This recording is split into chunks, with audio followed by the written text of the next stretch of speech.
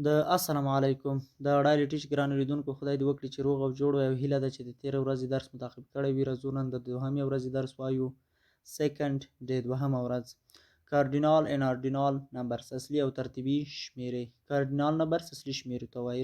راځو لومړی موږ کاردینال نمبرز وایو چې دا کومې شمیرو ته وایي. دا عمومي شمیرې دي چې موږ په ریاضیاتو او همدغه شان په عاداتو کې استعمالي په ورځني ژوند کې ډېر په کار وړل کېږي.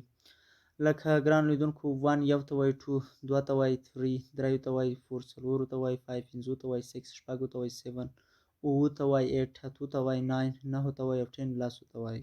11 یولس، 12 دولس، 13 دیارلس، 14 څوارلس، 15 پنځلس او 16 شپاړس، 17 اوولس، 18 اتلس، 19 نولس او 20 شل.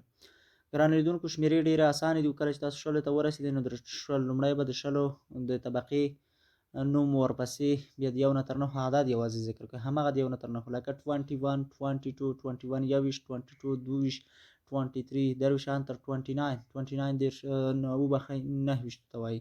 دېرشو ته بیا ګران لیدونکو 30 وایي، همغه وروستاړي 31 32 33 34 39 ته نه دېرشو ته 39 وایي او څلوېښتو ته 40 وایي، همغه 41 42 لومړی ورسره د طبقې نوم ورپسې بیا د یو نه تر نهو عدد ذکر کوئ. ګران لیدونکو تاسو سلو ته رسیږئ، سلو ته بیا 100 وایي او یو سلو یو ته بیا 101 وایي، همغه طبقه ورپسې د یو نه تر نهو عدد. ډېر اسانه دی.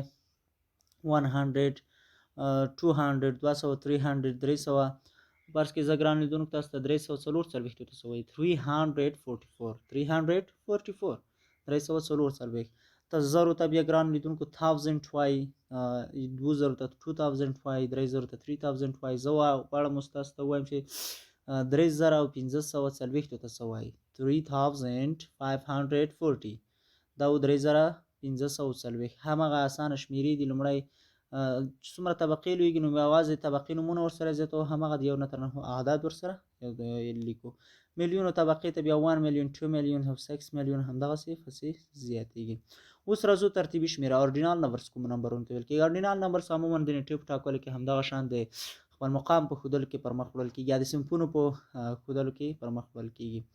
لکه ګران لیدونکو د لومړي دوهم او دریم نه وروسته د نورو شمیرې د ټي ایچ په وروستاړي لکه اصلي شمیرې کې چې وي 4 ته څلور ته 4 ویل نو مونږ چیرې کې 4 پسې ټي ایچ وروستاړي اضافه کړو 4 دا بیا اورډینال نمبر شو یعنی ترتیبي شمیره شوله بغیر د لومړي او دوهم دریم نه. فرست لومړي ته وایي، سیکنډ دوهم، تھرډ دریم.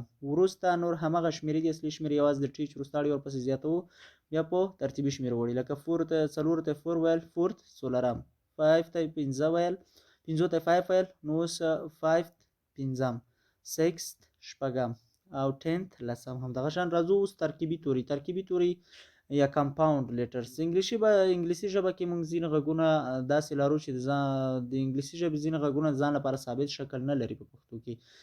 نو دغه غږونه له دوه یا څو توري له ترکیب څخه تشکیل شوي دي چې دغه تورو ته بیا ترکیبي توري وایي. مثالونه یې په لاندې ډول ښودل شوي دي. ګران لیدونکو موږ په پښتو کې ځینې داسې توري لرو چې په هغې دپاره په انګلیسي کې موږ واحد توري نه لرو چې یو توری د هغې په مقابل کې استعمال شي. اوس راځو لکه د چ کاپ او شین په مقابل کې موږ داسې یو واحد توری نه لرو چې د چ او کاپ یا شین اواز دې وباسي. نو د دې لپاره دوه توري د انګلیسي سره یو ځای کېږي او د پښتو د تورو معنا وباسي. لکه سی چې کله سره یو ځای شي د چ کاپ او شین اواز وباسي. سی ایچ چې کله عموما د جملو په سر کې سره یو ځای شي نو بیا د چ اواز یا که د جملو په منځ کې سی ایچ راغلی او عموما بیا د کاپ اواز او که د جملو په اخرنۍ برخه کې راغلی او بیا د شین اواز وباسي. همدغه شان د شین لپاره اس ایچ هم استعمالولی شو. اس ایچ ډېر عموم دی خو د سی ایچ اواز چې دی دا بیا یوازې ځینې وخت لکه ماشین لپاره همدغه شان د ځینو لغاتونو لپاره بیا د سی ایچ اواز د شین اواز وباسي. نور عموما اس ایچ اواز د شین اواز وباسي لکه شوی شي. او د زیږ غین لپاره مونږ جی چې کله سره یوځای شي د زیږ غین اواز وباسي لکه افغان غني. همدغه شان د زیږه خې لپاره موږ کې ایچ کله سره یوځای شي د زیږه خې اواز وباسي لکه خان خالد. دا نور هم در سره وباسئ څنګه مثالونه دي. لکه د فې لپاره پی چې کله سره وشي باسته فی اواز وباسي لکه فون. او ټي چې کله سره یوځای شي د ث یا ت اواز وباسي لکه ثانک او ثانکس. همدغه شان زد ایچ سره یوځای شي د ژ اواز وباسي لکه ژمن او ژلا. ژړا زله بېلابېلې معناګانې موږ پرې وباسلی شو. ټي آی او ان سره یوځای شي د ش نه وباسل شي لکه ایجوکیشن. دا در سره وګورئ دا د مهم دي. مطلب موږ د ځینو تورو لپاره واحد توري په انګلیسي کې نه لرو، نو د هغو پر ځای موږ باید اسم. یو بل خبره ګران لیدونکو چې زه باید تاسو ته یاده کړم هغه د سی توری دی. د سی توري څخه وروسته چې کله د ای آی وای اواز توري راشي نو بیا دا د سی نه اواز وباسي. د سی توري څخه وروسته چې کله د ای آی او وای توري راشي نو بیا د سین اواز وباسي. نور عموما په ډېر ځایونو کې بیا د کاف اواز وباسي. لکه سنټر وګورئ ګران لیدونکو وروسته ای ترې راغلی، سرکل وګورئ آی ترې راغلی، بایسیکل وای ترې راغلی دی مخته.